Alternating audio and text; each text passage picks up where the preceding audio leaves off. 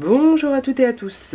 Alors, bienvenue dans cette nouvelle vidéo. Aujourd'hui, on va faire des pochettes format A4, enfin, qui peuvent contenir en tout cas des formats A4. Entre le moment où je tourne la vidéo et le moment où je vous la mettrai en ligne, il va se passer un certain temps, puisque, en fait, là, je fais deux pochettes pour deux envois distincts, un pour Anne, un pour Anne-Marie, dont les anniversaires approchent à grands pas. Et en fait, j'ai pas eu le temps de leur faire des gros albums ou quoi ou qu'est-ce. Donc j'ai décidé de leur offrir des collections de papier. Donc c'est des collections de papier digital que j'ai achetées chez Liana Scrap. D'ailleurs, je vous les montrerai assez rapidement, je pense. Et donc, le but, c'est de leur envoyer ces grandes pochettes un peu comme des paniers garnis. Alors, j'ai pris des papiers dans des blocs de chez Action. J'ai déjà fait la structure de la première pochette, je vous la montrerai après. Le but, c'est de partir de deux feuilles 30-30. Donc moi, j'ai pris les deux mêmes. Après, on peut dépareiller, c'est pas un problème. Et donc on va venir constituer une pochette qui va se fermer, enfin une espèce de livret en fait, avec des rabats sur les côtés pour pouvoir glisser des feuilles A4 dedans. Donc pour ce faire, je vous ai dit deux feuilles 30-30, quatre petits éléments comme ceci, qui font 8 cm par 2 cm, avec un pli à 1 cm, et je suis venu en biseauter les angles. Et le dernier ingrédient là, de ma petite tambouille, c'est ceci, même si ça frise. Ça fait du bruit. C'est du craft gommé. C'est ce qui va me servir à faire la jonction entre mes deux feuilles 30-30, ce qui va me servir de reliure. Alors, si vous n'avez pas de craft gommé, ce qui est possible, vous pouvez bien évidemment utiliser alors du scotch, pourquoi pas. Vous pouvez aussi utiliser une autre feuille 30-30 dans laquelle vous coupez une bande. Après, vous faites la largeur, la taille que vous voulez, et puis en avant la musique. Alors, je vais commencer, en ce qui me concerne, par faire des petits plis sur mes grandes feuilles 30-30. Hop, donc je me munis de mon copain le massicot qui plie. Allez, toc. Et donc je vais faire des plis à 8. Donc la page qui va servir de couverture, il faudra qu'elle ait son pli de ce côté-là, pour s'ouvrir comme ceci, avec le rabat sur la gauche. Donc il faut que je fasse un pli à 8 dans ce sens-là.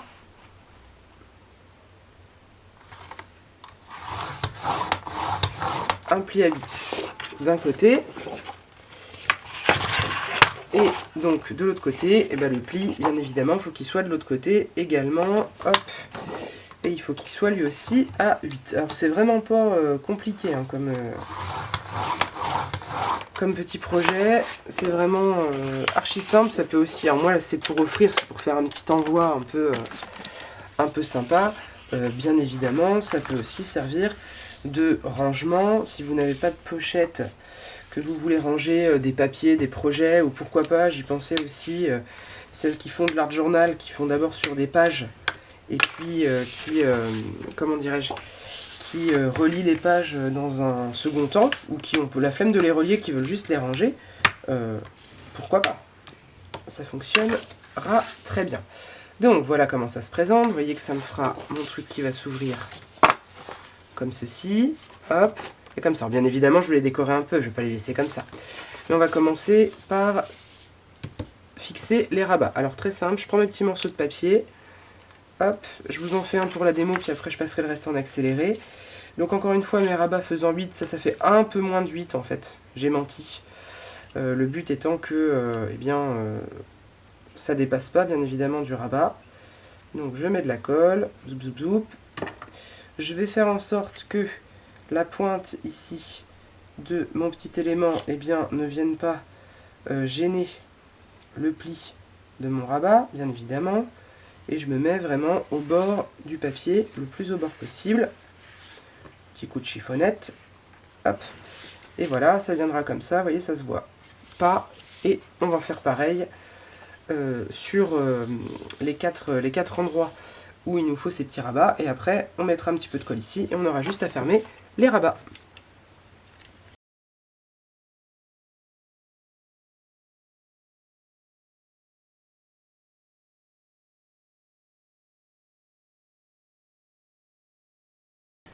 Mes pochettes sont réalisées sur les 2 pages et maintenant je vais relier les 2 pages entre elles. Alors vous voyez que j'ai utilisé ma plaque en verre, en fait j'ai coincé mon scotch gommé en dessous.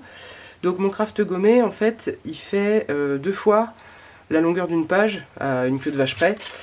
Le but étant de pouvoir bien faire le tour. Donc là j'ai pris une éponge que je suis en train de bien humidifier puisque le principe du craft gommé c'est que ça ne colle pas, sauf quand on vient appliquer de l'eau dessus. Donc j'ai fait un petit repère d'ailleurs au milieu, j'ai utilisé ma petite équerre là, pour avoir un repère. Et là, je viens mouiller mon craft gommé. Oups. Alors d'un seul coup, ça devient tout mou, faut se méfier. Et tout à l'heure, je l'avais à peine assez mouillé, donc là, j'y vais, hop. Je prends mes pages et je les colle et j'ai pas poussé assez mon éponge. Voilà, hop. De l'autre côté pareil, il faut aller assez vite parce qu'après quand ça sèche, c'est foutu. Je vais laisser un petit écart de vraiment 3 fois rien, un petit bout de millimètre pour avoir un peu d'aisance. Voilà. Et une fois que ça c'est fait, je prends un des 2 côtés qui dépasse, je reprends mon éponge. Alors là je suis hors champ, mais je vous montrerai pour celle du haut après. Même chose, je mouille ma bande. Voilà. Et quand elle est bien mouillée, en tirant, je l'applique sur mon papier. Je vais vous montrer pour celle du haut. Je vais essayer de la remettre dans le champ, ce sera peut-être plus commode. Hop. Voilà, donc là j'ai ma bande. Je la mouille. J'ai plus assez d'eau. Vous voyez pas grand chose, hein. Je fais juste que passer mon éponge. Alors éponge qui est quand même bien humide, hein. Hop. Et vous voyez, ça dépasse même un peu. C'est pas grave, ça renforcera mon espèce de dos là. Hop. Et une fois que ça c'est fait, par contre, je vais m'empresser d'enlever tout ça. Ça va sécher, hein. Il n'y a pas de problème. Le papier va supporter, il n'y a pas de problème non plus. Il faut juste le laisser sécher tranquillement. Voilà. Et on a... Hop. Je vais remouiller un peu pour pouvoir plier. On a, disais-je, notre... Hop là. Zouf. Notre petite structure qui est réalisée. Voilà. Donc j'ai remis un peu d'eau pour réhumecter la colle, enfin pour réactiver plutôt la colle. J'essuie le trop plein éventuel. Pareil au milieu. Hop. Et maintenant je mets ça à côté, à sécher. Et je vous rassure tout de suite, ça sèche plutôt très vite. Je vous montre le résultat avec la première que j'ai réalisée. Donc vous voyez, une fois que c'est sec, ça tient, il n'y a pas de problème. Hop, et j'ai ici mes 2 soufflets. Et je peux sans aucun problème, ça c'est une feuille A4 basique, je peux largement venir mettre du A4. Parce que le A4, je rappelle, c'est 29,7. Et en fait, les pages 30-30, elles font toujours 30,5. Donc vous voyez que là, je suis même assez large. Je peux largement venir mettre mon papier A4 là-dedans. Voilà. Donc, ce qui va me rester à faire, c'est attendre que les 2 sèchent, faire un petit peu de déco évidemment. Alors là, j'ai pas fait de fermeture particulière, simplement parce que je pense que je vais mettre un gros ruban ou quelque chose, ou une ficelle, enfin je vais voir comment je ferme ça. On peut bien évidemment imaginer, pour quelque chose qui servirait plus régulièrement, un système de fermeture. Dans ces cas-là, il faut les anticiper, c'est-à-dire qu'avant de fermer les rabats, on peut par exemple ici mettre 1 ou 2, pourquoi pas, attaches parisiennes, d'accord, avec du coup une ficelle qui sortirait ici, là, qui sortirait de... ou 2 ficelles, ça dépend combien vous mettez d'attaches parisiennes, qui sortirait du creux, et que donc il faudrait venir fixer à l'intérieur pour pas que ça se cache, pour pas que ça se voit plutôt en la cachant, pour pas que ce soit disgracieux. Voilà, alors là l'avantage c'est que mes papiers ils étaient recto verso, donc ça permet aussi d'avoir un intérieur un peu sympathique. Et puis moi il va me rester à décorer tout ça. Je pense que je vais ancrer les bords aussi pour un fini un peu plus comment dirais-je, élaboré. Et puis voilà. C'est tout, hein. Après, c'est juste de la déco et puis de la garniture. Et me revoilà. Alors, vous avez sous les yeux ce qu'on appelle communément un sacré bazar. Je suis hyper en retard puisque je trouve pas le temps de scraper, mais c'est pas très grave. Donc du coup, je change mon fusil d'épaule. Je vais vous montrer tout ça en 2 temps. Donc je vous avais montré les structures. Je vous ai pas montré la déco parce que comme d'habitude ça m'a pris un certain temps. Donc dans le bloc de chez Action, j'ai détouré les petits papillons et l'embellissement central qui est ici. Et je suis venue faire un peu de superposition. Donc ici on retrouve des boutons qui m'avaient d'ailleurs été très gentiment envoyés par Aurore, de Aurore Creative Dawn. Ici, un petit napperon qui était un cadeau également. Je ne sais plus qui m'avait envoyé des napperons. J'ai peur de dire des bêtises. Il faudrait que je retourne voir dans les vidéos. Je sais plus de qui c'est. Mais donc que j'ai du coup modifié. Je vais zoomer pour vous montrer ça d'un peu plus près.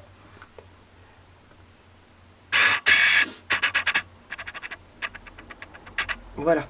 En fait, j'ai utilisé les cires que j'ai faites il y a quelques temps, là, suivant le procédé de Nathalie, pour du coup vieillir cette petite chose. Donc au milieu, cet embellissement qui est en 3D, donc sur lequel j'ai mis une petite date, j'ai fait un achat.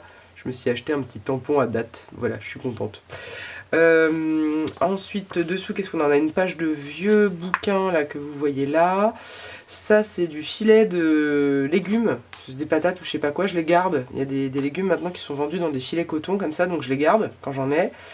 Une page ici de papier calque sur laquelle il y avait des motifs voilà, de fleurs, de petites bêtes. Les petits papillons que je suis venue mettre de ci, de là. Et ça, c'est de la gaze teintée. Me demandez plus à quoi, parce que c'est un bout que j'ai retrouvé.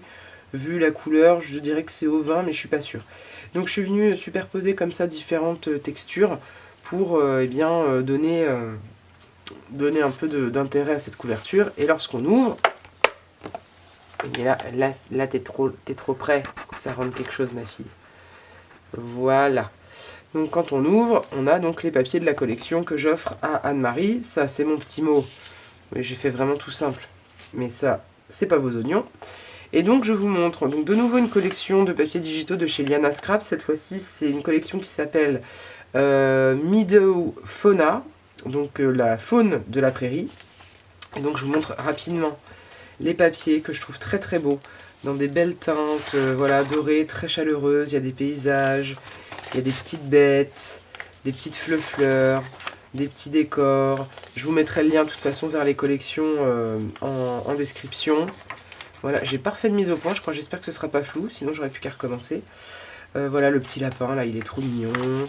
Des papiers plus simples, il y a un peu de tout, hein. Des papillons, des libellules, un joli petit fan.